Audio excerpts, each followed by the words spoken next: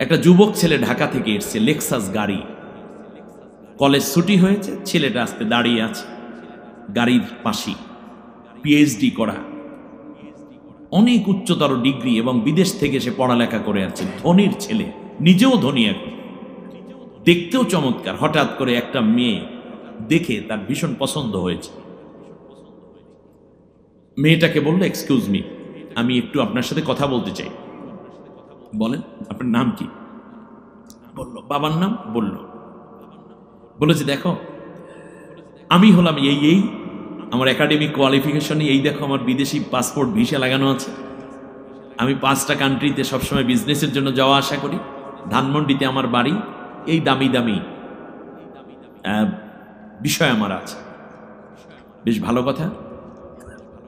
বললো যে তুমি যদি রাজি থাকো তাহলে এখন থেকে তুমি আর আমি স্বামী স্ত্রী হিসাবে থাকবো।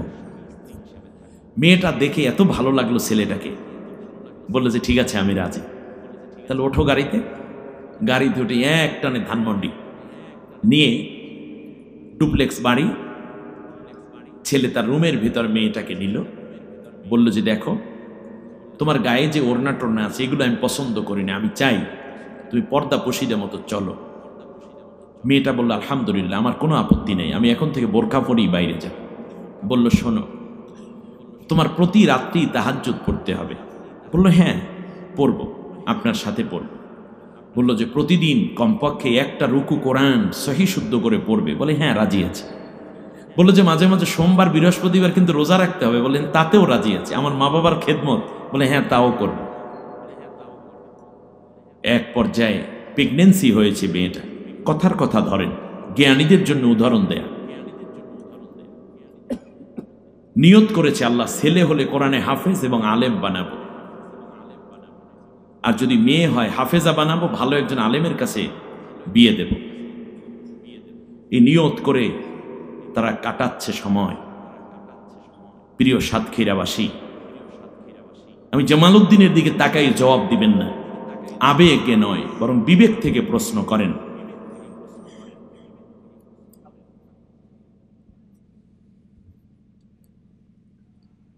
যদি এই যে চমৎকার একটা কাজ হলো, এই ছেলেটা যত নসিহত করলো, মেয়েটা যত আমল করছে, আপনারা কি এদের মধ্যে খারাপ কিছু দেখতে পাচ্ছেন?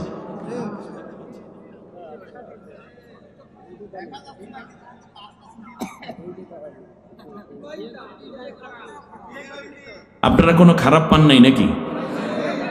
খারাপটা কোথায়? বিয়েটা হয়নি। খুব ভালো করে বুঝেন, এই তাহাজ্জুদ, এই ইবাদত, আপনি তো তাহাজ্জুদ পড়ছেন, কিন্তু যাকে নিয়ে তাহাজ্জুদ পড়ছেন তিনি তো আপনার বৈধ হয়নি এখন। এত কিছুর মূলে ছিল একটা বিয়ে করে তারপর যদি তাহাজ্জুদ নাও পড়তো, কমপক্ষে গুনাহ তো হতো না। উচিত ছিল প্রথমে কাজটা করা, মানে বিবাহ করা, তারপরে অন্যান্য যত বিষয়াবলী আছে সেইগুলো যতটুকু সম্ভব করবে, ফরজটা ঠিকঠাক মতো, ওয়াজিবটা ঠিক মতো করবে। কিন্তু সে অনেকগুলো নেক কাজ করছে, কিন্তু নেক কাজটা করতেছে যাকে নিয়ে, তার তরিকা, তাকে গ্রহণ করার তরিকাটাই ঠিক হয় নাই। সেইটা কি? বিবাহ বহির্ভূত, ঠিক কিনা বলেন? ঠিক তেমনি আপনি আমি ইবাদত করছি, ব্যাংকে যাচ্ছি, বাণিজ্য করছি, সংসদে বসতেছে কেউ, কেউ নির্বাচন করছে, কেউ ভোট দিচ্ছে, কেউ মিছিল করছে, কেউ ব্যবসা করছে, কেউ হালালুটি করছে, কেউ লেনদেন করছে, কিন্তু মূল বিষয় হচ্ছে এগুলো তো করতে থাকবেন, কিন্তু এই তরিকাটা ছিল, মূল কাজটা ছিল, যে কাজটাই আমি করব সেটা হওয়া উচিত ছিল বাহিরের দিক থেকে কোরআনের আলোকে যেমন থাকবে, ভিতরের কাজটাই হতে হবে কোরআন অনুযায়ী। কোরআনের কাজ না হয়ে অন্য কাজ যদি আমি এইভাবে ইখলাসের সাথে করি, তাতে করে আল্লাহ তাআলা খুশি হন না। আপনি বিসমিল্লাহ বলে সুদের হিসাব লিখতেছেন, আল্লাহ তো আপনার উপর বেজার। মূল অর্থনীতি হওয়ার কথা ছিল মুনাফা ভিত্তিক, এরপর আপনি বিসমিল্লাহ ভুলে গেলেও কমপক্ষে অত গুনাহ হইতো না। আপনি তো পুরাটাই গুনার মধ্যে ডুবতেছেন। এখন দাড়ি রাইখা সুদের হিসাব করলে কি, আর দাড়ি না রাইখা সুদের হিসাব করলে কি? আপনি অবৈধ বউ মেয়েটাকে নিয়ে তাহাজ্জুদ পড়লেই বা কি, না পড়লেই কি? সেদিন দেখলাম এক লোক নিয়ত করছে, আল্লাহ যদি আমার প্রিয় দল জিততে যায় তাহলে 10 জন এতিমেরে খাওয়াবো। কিসের জায়গায় কি নিয়ত করে আপনি চিন্তা করেন। আমার ভাইয়েরা, আমি কোরআন থেকেই কথা বলবো, কিন্তু কিছু সমস্যা আছে। আমি আগেই সমস্যার কথা বলে নেই যাতে সমাধানটা সহজে হয়। যে কোনো ডাক্তারের চিকিৎসা করার আগে ডাক্তার বলে যে এই ঔষধটা খাইলে একটু মাথা ঘুরাইবে, এজন্য বিশ্রামে থাকতে হবে যতদিন ঔষধ খাবেন, বলে কিনা? বা অপারেশন করার আগে বলে, অপারেশন কি ডাক্তার খারাপের জন্য করে না ভালোর জন্য করে? রুগীর ভালোর জন্য করে, কিন্তু আগেই একটা লিখিত নিয়ে রাখি, এমন অপারেশনে রুগী মারাও যাইতে পারে, অতএব মারা গেলে আমার কোনো দায়ী থাকবে না, তবে অপারেশনটা সাকসেসফুল হলে আপনি বাকি জীবন ভালো থাকবেন, এরকম বলে না? বলে। ঠিক তেমনই আল্লাহ তাআলার কোরআন দিয়ে আমি কথা বলবো, কিন্তু ঝামেলা কিছু হইতে পারে, আগে ঝামেলা মিটে এলো তারপর কথা বলি, কেমন হয়? আমি যখন কোরআনের কথা বলছি, আমি 30 পারা কোরআনের অনুবাদক, আপনারা জানেন। কোরআনের যে কোনো আয়াত আপনি পড়বেন আর আমি অনুবাদ করে দেব ইনশাআল্লাহ। আল্লাহর রহমত, বলতে পারবো আপনি কোন আয়াত থেকে তেলাওয়াত করছেন। এটা ডিটেইলস বলার চেষ্টা করব, আল্লাহ যতটুকু ইলম আমাকে দিয়েছে। কোনো অসুবিধা নাই, তেলাওয়াত হবে কোরআন থেকে, কিন্তু আপনি চলেন একরকম, কোরআনের মধ্যে আল্লাহ তাআলা বলছেন আর এক রকম চলতে, তখন নিজের মতের সাথে তো কোরআনটা মেলবে না। তখন কি করবেন? আপনি তো একটা বাদ দিতে হবে, হয়তো নিজের মতকে কোরবান করতে হবে, অথবা আল্লাহর কোরআনটাকে কোরবান করে বাদ দিতে হবে। আপনি কি করবেন? কোরআন বাদ দেবেন না নিজের মতামতকে বাদ দিবেন? আর একটু জোরে বলেন। কারণ আল্লাহর কোরআনের সাথে আমার ইচ্ছে না মিললে আমার ইচ্ছাকে আমি জবেহ দিয়ে দেব, আল্লাহর কোরআন যেটা বলছে আমি তা মেনে নেব। আপনারা পারবেন? এই সাহস আপনাদের আছে? মাশাআল্লাহ। দ্বিতীয় খুব কঠিন কথা, আপনি পীরের মুরিদ, আপনার পীর বলে একরকম, কিন্তু কোরআনে আল্লাহ তাআলা সরাসরি তার বিরুদ্ধে বলেছেন। এখন কোরআনের কথার সাথে পীরের কথা মেলে নেই, একটা তো বাদ দিতে হবে। কোনটা বাদ দেবে? কোরআন না পীর? মুরিদ কিন্তু থাকতেছেন না, বুঝছেন? আর যেই পীরের কথা কোরআনের সাথে মেলে না, এটা পীর না, একটা ভণ্ড। ঠিক আছে? বাস। এমন যদি হয়ে পড়ে আপনার মুরব্বি বলছে একরকম, আল্লাহ কোরআনে বলছেন আর একরকম, মুরব্বি তালিমের মধ্যে যেই তালিম দিয়েছে তা কোরআনের সাথে মেলে নাই, এখন তো একটা বাদ দিতে হবে। কি কোরআন বাদ দেবেন না মুরব্বি বাদ? কারণ যেই কথা মুরব্বির সাথে মেলে না, এটা মুরব্বি হতে পারে না। কোরআনের সাথে মিলবে আলহামদুলিল্লাহ, মিলবে না নাউজুবিল্লাহ। ঠিক আছে কি না? শেষ এবং চূড়ান্ত কোশ্চেন, কারণ এই কোরআন তো আবু জেহেল, আবু লাহাব, উতবা, সাইবারা শুনেছে, কোনো কাজে লেগেছে? বরং বিরোধিতা করেছে। আমার শেষ কোশ্চেন, কোরআনের কথা কোরআনের, কিন্তু কোরআনে আল্লাহ বলেছেন একরকম, আপনার নেতা আপনার নেত্রী বলে আর এক রকম। সরাসরি কোরআনের সাথে বিরোধিতা যদি হয়ে যায় নেতা নেত্রীর কথা, তাহলে একটা বাদ দিতে হবে।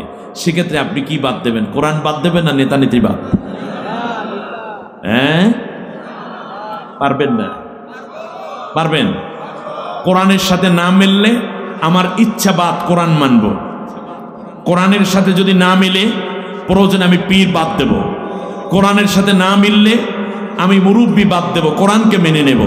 কোরআনের সাথে যদি সাংঘর্ষিক হয় আমি নেতা নেত্রী বাদ দিয়ে কোরআনকেই মেনে নেব। এই সাহস আপনাদের আছে? কার কার আছে? দুইটা হাত উঁচু করে আল্লাহকে দেখান। সম্মানিত ভাইরা, দুর্ভিক্ষ একদিনে আসে না, দুর্ভিক্ষ আসে গ্রাজুয়ালি, আস্তে আস্তে করে একটা পর্যায়ে মানুষ মহা কঠিন বিপদের সম্মুখীন হয়ে পড়ে। ঠিক না? গতকালকে এরকম হয়েছে যে আপনি ইলিশ মাছ কিনেছেন প্রতি সপ্তাহে 2টা করে, এখন মাসে একটা কেনাও মুশকিল হয়ে যাচ্ছে।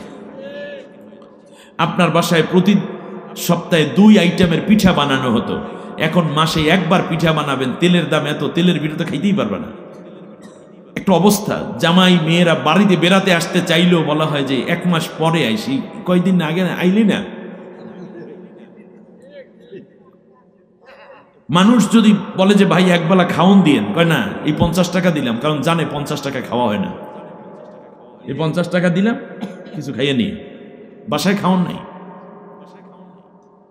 এটি গ্রাজুয়ালি হয়। আমার বন্ধুগণ, দুই দিক থেকে ট্রিটমেন্ট করা দরকার। যেমন কোনো একটা ইয়াং ছেলে দেখতে শুনতে হ্যান্ডসাম হিরো, ইউনিভার্সিটিতে পড়ে অথবা মাদ্রাসায় টাইপ কামিলে পড়ে অথবা দাওরাই হাদিস, টকটকা চেহারা, হঠাৎ করে লিভারে সমস্যা হওয়ার কারণে তার চেহারাটা ফ্যাকাশে হয়ে গেছে। আমার কথা বুঝছেন? কিন্তু চোখটা ভিতরে বসে গেছে, হলুদ হয়ে গেছে, হাড়গুলো বের হয়ে যাচ্ছে, পেটটা বড় হয়ে যাচ্ছে, পানি জমা হচ্ছে শরীরের মধ্যে। এই সময় মাথায় শ্যাম্পু দিয়ে গোসল করানো, সাবান দিয়ে গাও ডলে সুন্দর করে পরিষ্কার করে কুসুম গরম পানি দিয়ে গোসল করাই দিয়ে, নতুন জামা কাপড় পরানো, দামি পোশাক পরানো, এমনকি তার সোনো পাউডার দিয়ে চেহারার মধ্যে সুন্দর করে সুন্দর সাজানো। এটা হতে পারে, কিন্তু আগের চেহারাটা কি ফিরে আসবে? সমস্যাটা কি চেহারার কারণে চেহারা নষ্ট হয়েছে, নাকি লিভারের কারণে চেহারা নষ্ট হয়েছে? রাইট। জ্ঞানীদের জন্য আমি কথা বলি, জ্ঞানীরা ভাববেন কথাগুলো নিয়ে। তার মূল সমস্যা কি চেহারায় না লিভারে? চেহারায় সোনো মেখে কোনো লাভ আছে? মূল সমস্যা হচ্ছে লিভারে। লিভারটাকে সুন্দর করে ফেলেন, ট্রিটমেন্ট করান, আগের মতো সচল করেন, সবল করেন। ইনশাআল্লাহ যদি সবল হয় দেখবেন চেহারা আগের চেয়ে আরো সুন্দর হবে। তা চেহারা সুন্দর অসুন্দরের কারণ চেহারা নয়, চেহারা অসুন্দরের কারণ লিভার। আমরা যখনই কোনো বিপদ দেখি, রাজনীতিবিদরা তাদের রাজনৈতিক মতাদর্শ দিয়ে সেটা বোঝায় এবং বোঝানোর চেষ্টা করেন জনগণকে। চিকিৎসকরা তাদের চিকিৎসা বিদ্যা দিয়ে সেটাকে বোঝানোর চেষ্টা করেন, কিন্তু সমস্যাটা তো এখানে না, সমস্যাটা গোড়ায়। আমি আজকে এজন্য আপনাদের উদ্দেশ্যে আলোচ্য বিষয় নির্ধারণ করেছি কোরআনের আলোকে, কোরআন সুন্নাহর আলোকে আমি আপনাদেরকে জানাতে চাই বিশ্বে, দেশে, জাতির মধ্যে দুর্ভিক্ষ কেন আসে এবং এই দুর্ভিক্ষ মোকাবেলার জন্য, দুর্ভিক্ষ থেকে উত্তরণের জন্য আমাদের কি করা দরকার। আমি মনে করি আজকের আলোচনা শুধুমাত্র সাতক্ষীরাবাসীর জন্য নয়, আজকের এই আলোচনাটা হওয়া উচিত ছিল মন্ত্রী পরিষদে। আজকের এই আলোচনাটা যদি সেক্রেটারিয়েটে আলোচনা হতো, সংসদে আলোচনা হতো, আজকে যদি এই আলোচনাটি প্রশাসনের ঊর্ধ্বতন কর্মকর্তাদের সামনে আমি বলতে পারতাম, বাংলাদেশের ধর্মীয় নেতৃবৃন্দের সামনে যদি বলতে পারতাম, বাংলাদেশের এমপি মহোদয়দের সামনে যদি বলতে পারতাম, তাহলে আজকের এই আলোচনা বেশি সার্থক হতো। তবে আলহামদুলিল্লাহ এখানে অনেক ইউটিউবাররা আছেন, আমি দেখতে পাচ্ছি অনেকগুলো ক্যামেরা, কথাগুলো গুছিয়ে খোসা মাইরা যে জামাল মৌলানা কইয়া গেছে দেশ দুনিয়া উল্টেই ফেলাইবে, এইরকম শিরোনাম না দিয়ে সহনশীল, জাতি যেন ভালোভাবে বুঝতে পারে সেই রকম একটি চমৎকার টপিক দিয়ে প্রয়োজনে আলোচনাগুলোকে কেটে কেটে পার্ট বাই পার্ট করে ছোট ছোট টাইম নিয়ে নিয়ে মৌলিক কথাগুলো জাতির সামনে তুলে ধরেন, একটি সুন্দর সমৃদ্ধ বাংলাদেশ গড়ার জন্য এবং মুসলিম মিল্লাতের জন্য। আমি কোরআন হাদিস গবেষণা করে যে তথ্যগুলো নিয়ে এসেছি, এ কথাগুলো জাতির সামনে তুলে ধরেন। আল্লাহ তাআলা আপনাকেও জাযা দান করবেন। আর আমরা যদি এর দ্বারা ন্যূনতম ভালো হতে পারি, বুঝতে পারি, ভালো থাকতে পারি, তাহলে সেটা হবে আমাদের জন্য নাজাতের ওসিলা। وَضُرِبَتْ عَلَيْهِمُ الذِّلَّةُ وَالْمَسْكَنَةُ وَبَاءُوا بِغَضَبٍ مِّنَ اللَّهِ ذَلِكَ بِأَنَّهُمْ كَانُوا يَكْفُرُونَ بِآيَاتِ اللَّهِ وَيَقْتُلُونَ النَّبِيِّينَ بِغَيْرِ الْحَقِّ ذَلِكَ بِمَا عَصَوْا وَكَانُوا يَعْتَدُونَ। দুই কারণে জাতির লাঞ্ছনা, অপমান এবং ক্ষুধা, দারিদ্রতা, সর্বোপরি দুর্ভিক্ষ আমি আল্লাহ পাঠাই দিই। তাহলে উচিত হবে প্রথমে এই দুইটা কারণ জানা, এবং এই দুটি কারণ যদি ব্যক্তির ভেতরে থাকে দূর করা, পরিবারের মধ্যে থাকলে দূর করা, সমাজের মধ্যে থাকলে দূর করা, যারা রাষ্ট্র চালায় তাদের ভিতর থাকলে এই দুইটি অপকর্ম থেকে বেঁচে যাওয়া। আমার কথাগুলো কি আপনাদের মনে আছে? ব্যাস, এবারে আসে। আল্লাহ তাআলা বলছেন একটি জাতির মধ্যে মৌলিক দুইটি অপরাধ প্রবণতা যখন বেড়ে যায় তখন আমি আল্লাহ তাদেরকে দুর্ভিক্ষের কবলে ফেলে দেই। সম্মানিত মানুষগুলো লাঞ্ছিত হওয়া শুরু হয়ে যায়। কিভাবে? যখন তারা ইয়াকফুরুনা বিআয়াতিল্লাহ, যখন আমার কোরআনের আয়াতগুলোকে তারা অস্বীকার করে। আমরা আয়াতকে অস্বীকার করেছি না স্বীকার করেছি? আল্লাহর হুকুমতে একটাও মানলাম না, বরং সমর্থনও দিলাম না যে আমি মানি না, কিন্তু যারা মানতে চায় তারা মানুক, এ কথাও বললাম না। উপরন্তু যারা আল্লাহ রব্বুল আলামিনের হুকুম দিয়ে দেশটা চলুক চায় তাদেরকে ধরে ধরে পিটানো, নির্যাতন করা, জেলে ঢোকা, তাদেরকে অফ করে দিয়ে স্টপ করে ব্যান করে দেওয়ার ষড়যন্ত্র হচ্ছে। আপনি কি জবাব দিবেন আল্লাহর কাছে? একটু ভাবেন। আমি জামালউদ্দিন আপনার কবরে যাব না, আপনাকে আল্লাহর কাছে জবাব দিতে হবে। আমার ভাইয়েরা খেয়াল করুন, ওয়াকাবিলতু জামিআ আহকামিহি ওয়া আরকানিহি, আল্লাহ রাব্বুল আলামিন বললেন আমার আয়াতকে যারা অস্বীকার করে আমি আল্লাহ রাব্বুল আলামিন তাদের অন্য কোন নেক আমল কবুল করি না। শুনুন,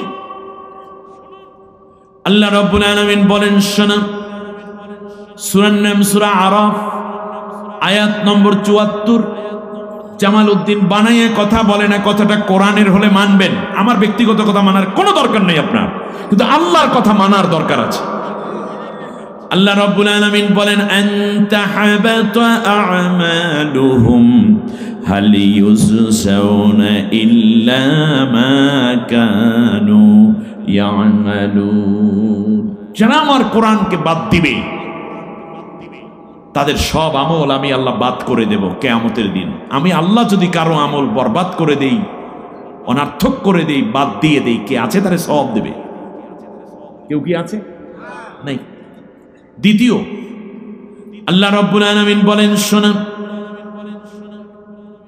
ফালা নুকিমু লাহুম ইয়াওমাল কিয়ামাতি ওয়াজনা, তাদের কোনো আমল কিয়ামতের ময়দানে মিজানের পাল্লায় মাপাও হবে না। সূরা কাহাফের ১০৫ নম্বর আয়াত।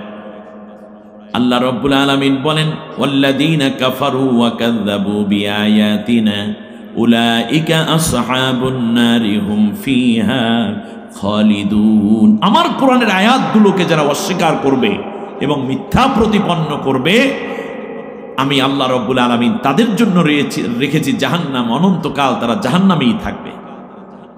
ওয়ালা ইয়াদখুলুনাল জান্নাতা হাত্তা ইয়ালিজাল জামালু ফি সাম্মিল খিয়াত। একটা সুয়ের ছিদ্রি দিয়ে উট প্রবেশ করা যেমন অসম্ভব, আমার কোরআনের কোন আয়াতকে যারা অস্বীকার করবে, বিরোধিতা করবে, তারা জান্নাতে যাওয়া তেমনই অসম্ভব। এগুলো জামালউদ্দিনের বানানো কথা নাকি? আজকে কোরআনের পক্ষে না থাকলে আপনার কপাল কিভাবে পুড়বে এ প্রসঙ্গে আল্লাহ রাব্বুল আলামিন চমৎকার করে বলেছেন, কিয়ামতের দিন নবী তার বিরুদ্ধে মামলা দায়ের করে দিবে। ওয়াকালার রাসূলু ইয়া রাব্বি ইন্না কওমি ইত্তাখাযু হাযাল কুরআনা মাহজুরা। আল্লাহু আকবার। আল্লাহ তাআলা, এ হচ্ছে আমার সেই ব্যক্তি যে দুনিয়ার বুকে এই কোরআনকে মানে নাই, কোরআন বোঝে নাই, কোরআন পড়ে নাই, কোরআন ধরে নাই। আজকে তার বিরুদ্ধে তোমার কাছে আমি অভিযোগ দায়ের করে দিলাম। নবী অভিযোগ করবে, মামলা করবে, এই মামলার মোকাবেলা আপনি করতে পারবেন? কোন এমপি করতে পারবে? ডিসিএসপি করতে পারবে?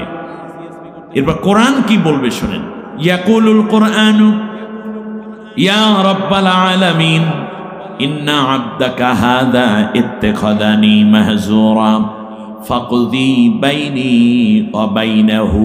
এই কোরআন আল্লাহর কাছে বলবে, আল্লাহ গো, এই তোমার সেই বান্দা বান্দি যে কোরআন আমাকে ধরে নাই, আমাকে পড়ে নাই, আমাকে জানে নাই, আমাকে মানে নাই, আমাকে খুঁজে নাই, আমাকে বুঝে নাই, আমার বিরোধিতা করেছে। আজ আমি এই লোকটির বিরুদ্ধে তোমার কাছে মামলা করলাম, ফাকদি বাইনি ও বাইনাহু, তার এবং আমার মাঝে তুমি আজকে বিচার ফয়সালা করে দাও। আজকে কোরআনের কথা যারা বলে তাদের বিরুদ্ধে এক শ্রেণীর জ্ঞান পাপীরা মামলা করে।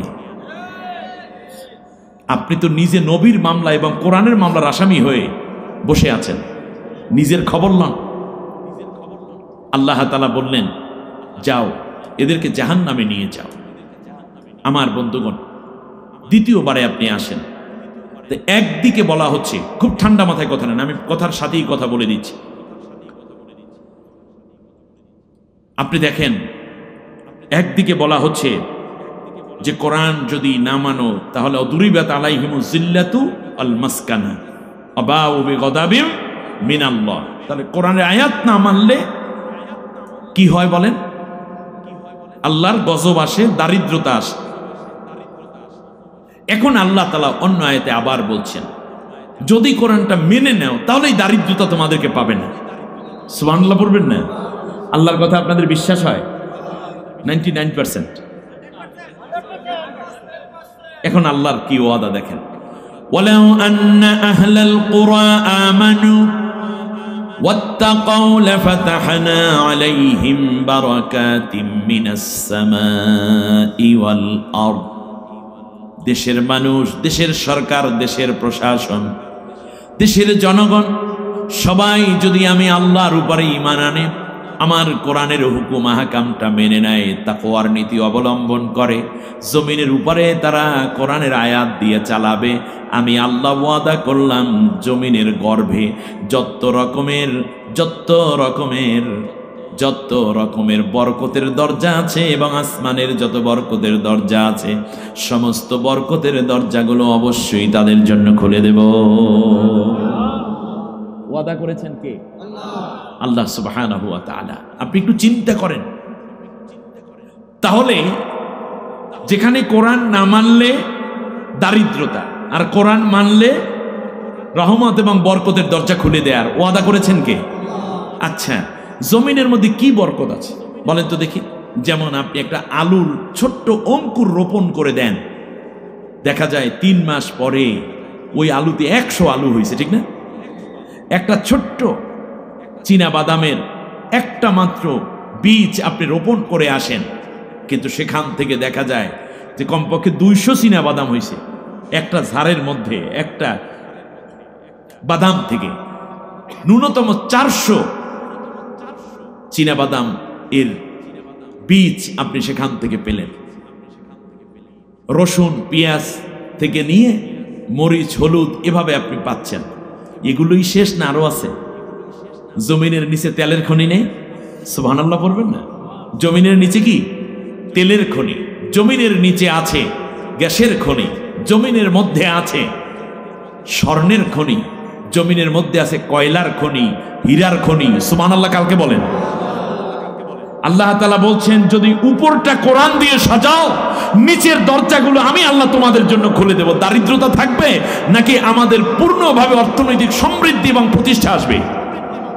প্রতিষ্ঠা আসবে।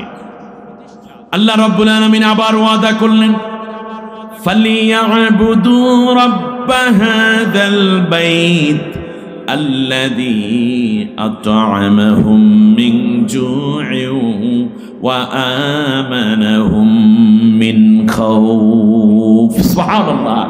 আল্লাহ রাব্বুল আলামিন বলেন, একমাত্র আমি আল্লাহর ইবাদত করো, বাইতুল্লাহর রব যিনি আল্লাহ, তার ইবাদত করো, তাহলে আমি আল্লাহ রব্বুল আলামিন তোমাদেরকে 2টা জিনিস দেব। 1 নম্বরে দারিদ্রতা থাকবে না, ক্ষুধার কষ্ট থাকবে না, দুর্ভিক্ষ থাকবে না, খাদ্যে স্বয়ং সম্পূর্ণতা দান করব। অপরদিকে আমি আল্লাহ রব্বুল আলামিন তোমাদেরকে সন্ত্রাস মুক্ত, সব ধরনের সাদাবাজি এবং অন্যায় মুক্ত একটা সমাজ উপহার দেব। ইবাদত। আমার দিকে তাকান খুব সংক্ষেপে। আমি যদি বলি ইবাদত, ফালিয়াবুদু, ইবাদত করতে হবে কার? এজন্য আমরা বলি ইয়াকা না'বুদু আল্লাহ তোমারই ইবাদত করি, তোমার কাছেই সাহায্য চাই। এখন একটু চিন্তা করেন ইবাদতটা কি? আমরা তো আল্লাহর ইবাদত করি নাকি?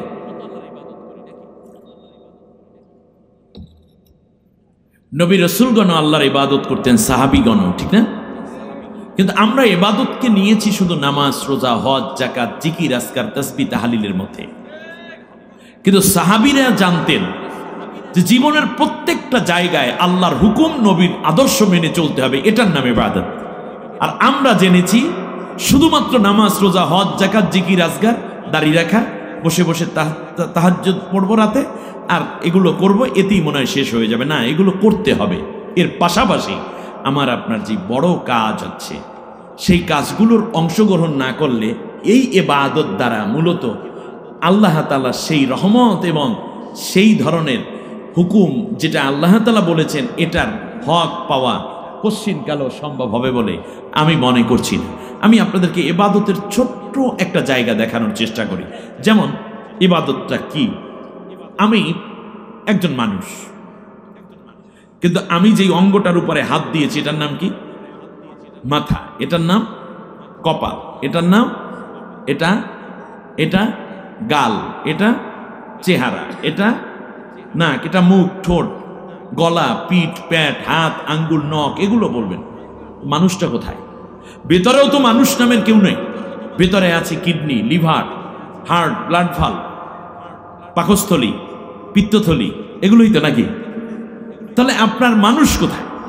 এই সব মিলে কি হয় মানুষ। ঠিক তেমনি আমাদের দৈনন্দিন জীবনে চাকরি বাকরি, ব্যবসা বাণিজ্য, লেনদেন, ওঠা বসা, বিবাহ শাদী, স্ত্রীকে সময় দেয়া, সন্তানকে সময় দেয়া, সেখান থেকে নিয়ে দৈনন্দিন কাজের প্রত্যেকটাই হবে ইবাদত। নামাজটা যেমন আল্লাহর হুকুম এবং নবীর দেখানো পথ অনুযায়ী আদায় করার কারণে এটা ইবাদত, ঠিক তেমনি অফিসটাও আল্লাহর হুকুম এবং নবীর দেখানো কায়দায় করলে ওটাও আল্লাহর ইবাদত হয়ে যায়। এখানে আমাদের একটি ভুল কনসেপ্ট কাজ করে। আমি কথাটুকু একটু বলতে চাই এজন্য, যেহেতু মূল একটি জায়গায় আমাদের রং হয়ে গেছে।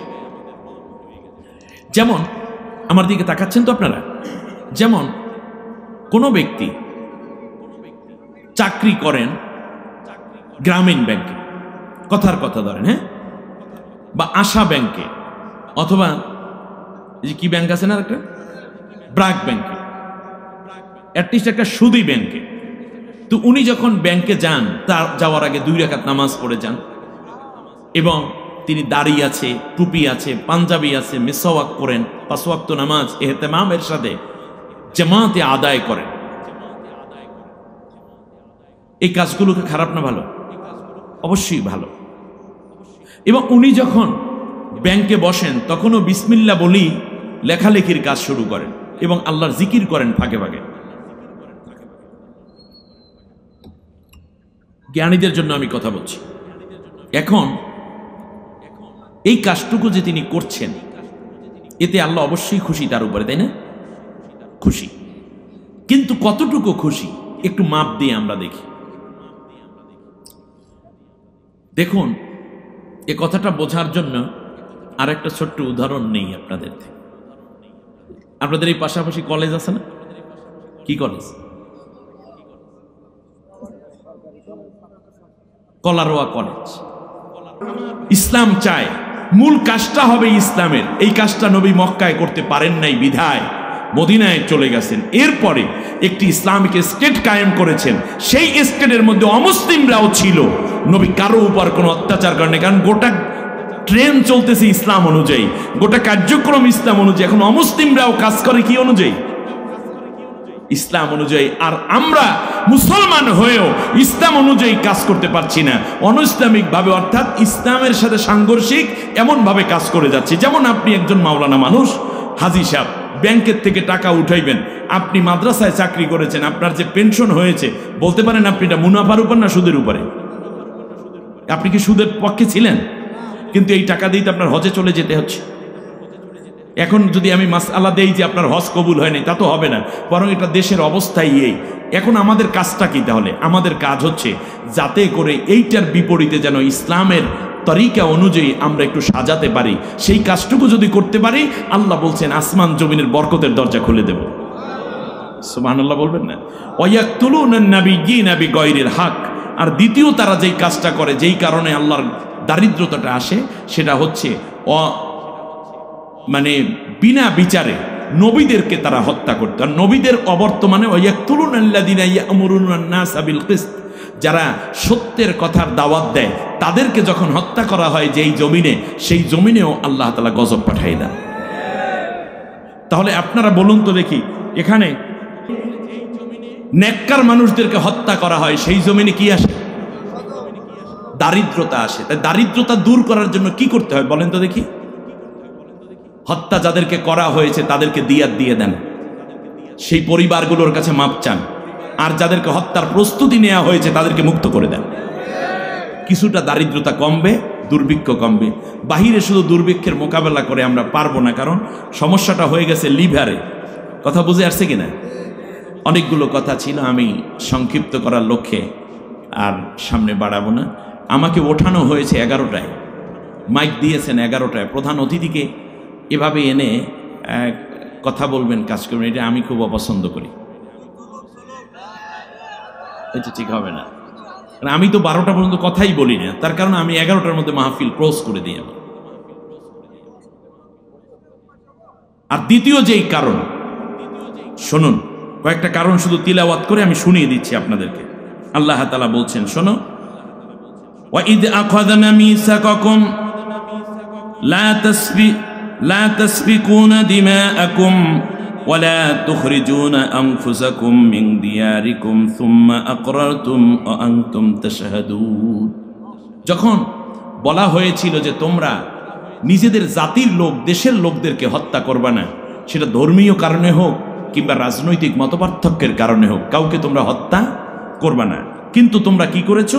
সুম্মা আনতুম হাউলায়ে তাকতুলুনা আনফুসাকুম, কিন্তু তোমরা ক্ষমতায় গিয়ে দেখা গেল তোমরাই নিজেদের অভ্যন্তরীণ লোকদেরকে হত্যা করা শুরু করে দিয়েছো।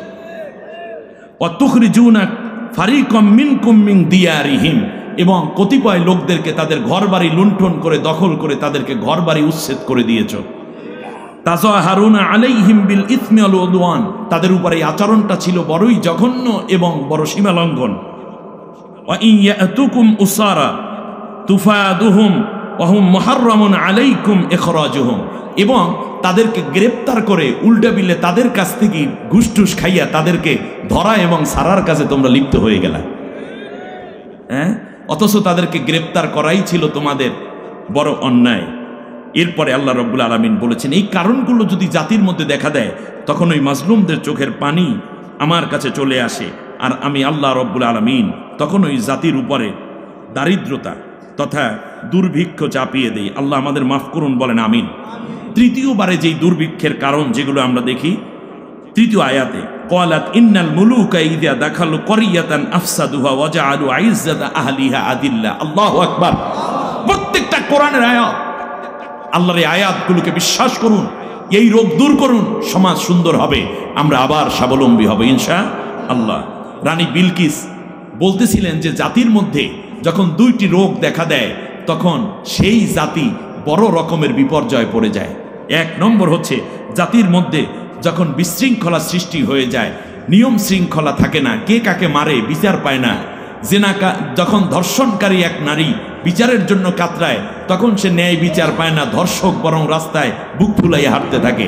মানুষ হত্যা করা হয়, বাবা আদালতে যাবে তো দূরের কথা, বাড়ির থেকে বরং আবার উৎখাত হতে হয়, ছেলের জানাজায় পর্যন্ত শরীক হতে পারে না।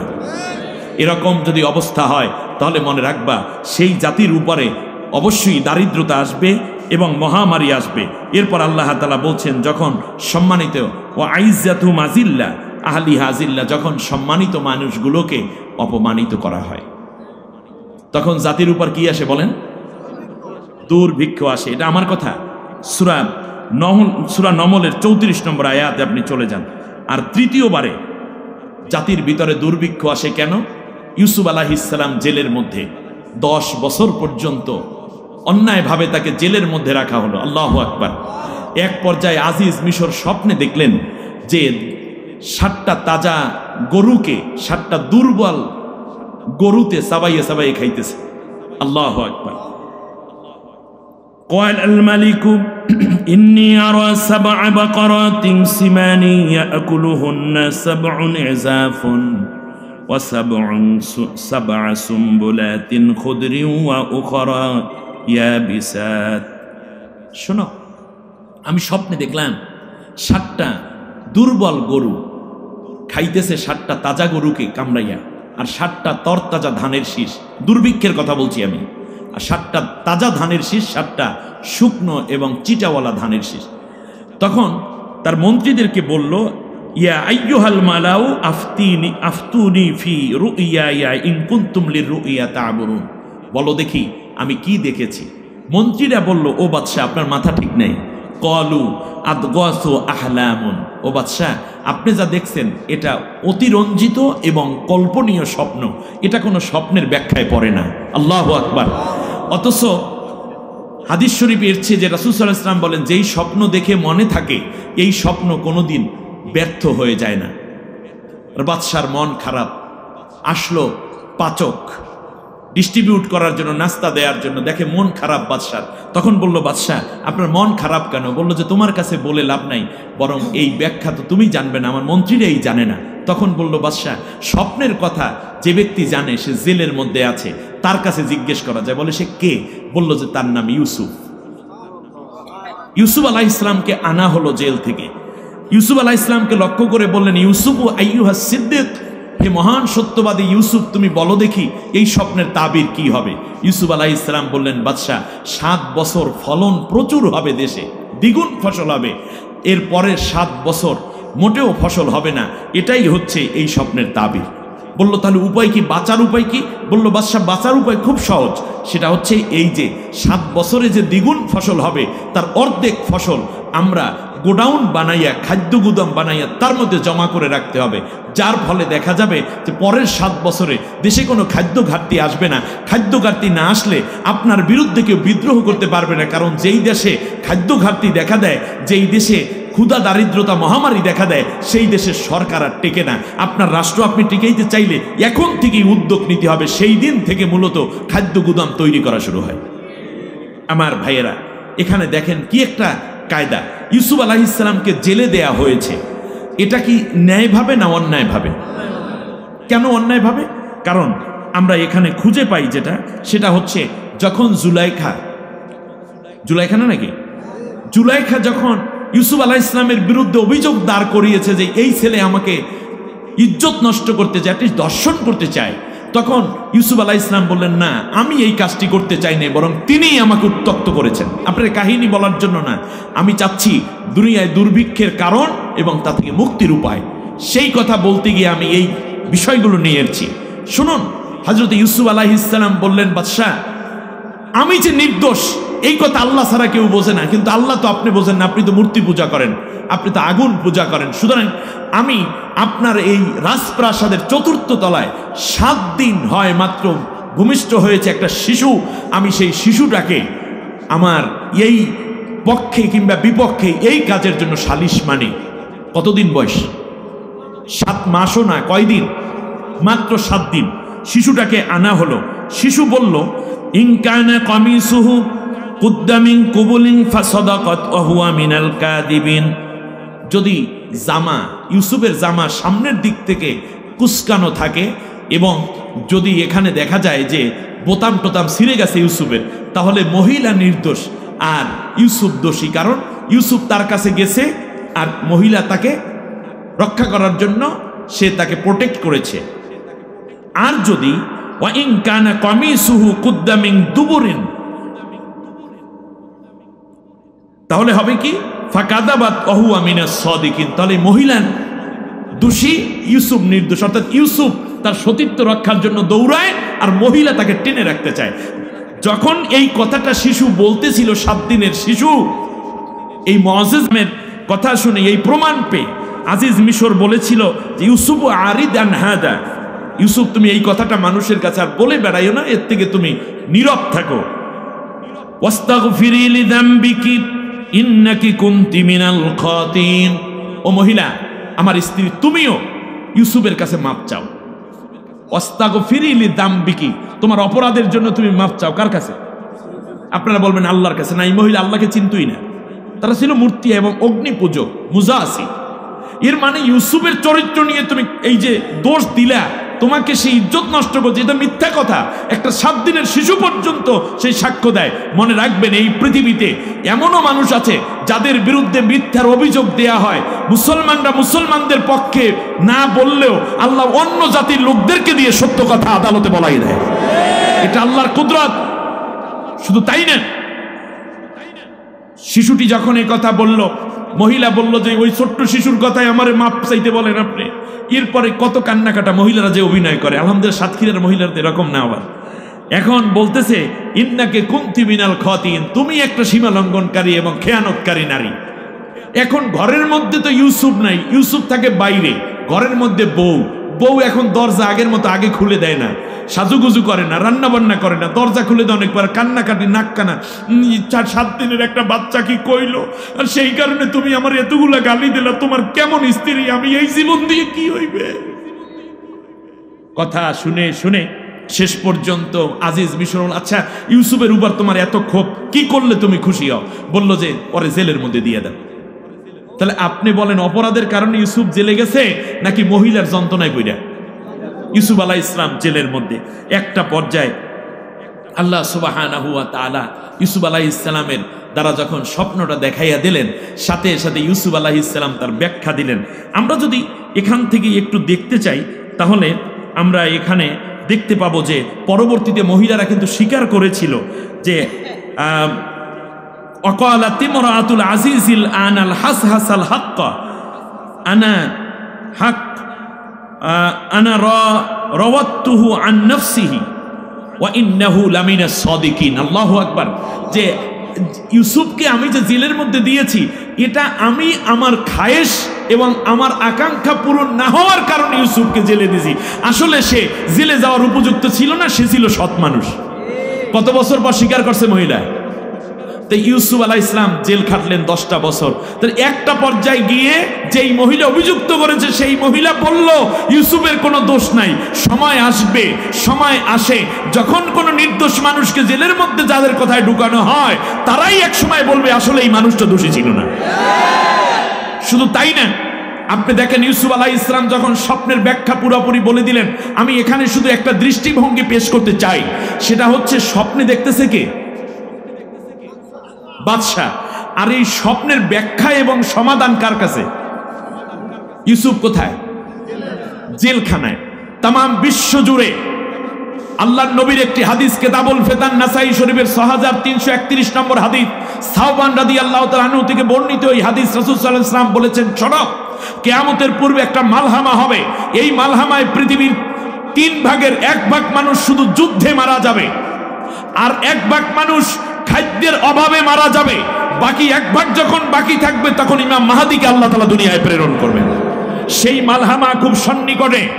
আমি আপনাদেরকে বলছি, মনে রাখবেন, কারো ব্যাংকে টাকা আছে, কারো ঘরের মধ্যে টাকা আছে, জমিন আছে, মনে করছেন আপনি দুর্ভিক্ষে ভুগবেন না। না না না, দুর্ভিক্ষ আসে ভিন্ন ভাবে।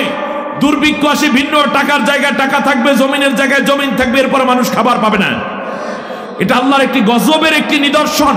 এই জায়গাটায় যখন বাদশা দেখতে পাচ্ছে যে ইউসুফ পয়গম্বর আলাইহিস সালাম সুন্দর ব্যাখ্যা দিয়েছেন, এখন একটু খেয়াল করে আপনি দেখুন, মেজারমেন্ট করুন। 1 নম্বরে হচ্ছে, একটি রাষ্ট্র নির্দোষ একজন মানুষকে যখন ধর্ষণ মামলা দিয়ে, ধর্ষণের অভিযোগে যখন জেলের মধ্যে রাখে, সেই রাষ্ট্রে দুর্ভিক্ষ আসার সম্ভাবনা থাকে। আবার খেয়াল করুন, যদি ওই দুর্ভিক্ষের আলামত যদি রাষ্ট্রপ্রধান বুঝতে পারেন, তাহলে মূলত ওই দুর্ভিক্ষের মোকাবেলা, ওই দুর্ভিক্ষের সমস্যা, ওই দুর্ভিক্ষের সমস্যার সমাধান মূলত থাকে ওই জেলের ব্যক্তির কাছে। তিনি যদি এসে যান, তার থেকে যদি সমাধান নেওয়া হয়, তাহলেই কেবল দুর্ভিক্ষ মোকাবেলা করা যাবে। এই জন্য ইউসুফ আলাইহিস সালামকে বাদশা মুক্ত শুধু করে দেন নাই, বরং বলেছেন, ক্বালা জাআলনি আলা খাযাইনিল আরদ ইন্নী হাফিজুন আলিম। আমাকে মুক্ত করে দিবেন না শুধু বাদশা, বরং আমাকে মন্ত্রিত্ব দেন। মন্ত্রিত্ব দেয়া হলো। তারপরে দেখা গেল আলহামদুলিল্লাহ মিশরের দুর্ভিক্ষ দূর হয়ে গেল। সুবহানাল্লাহ বলেন। আল্লাহ রাব্বুল আলামিন আমাদের সকলকে কবুল করুন। এই দুর্ভিক্ষ থেকে যেন আমরা বাঁচতে পারি আল্লাহ সেই জন্য আল্লাহ তাআলা নেককার মানুষগুলোকে আরো বেশি বেশি করে সমাজে কোরআন ভিত্তিক কাজ করার তৌফিক দান করুন। সবাই বলেন আমিন।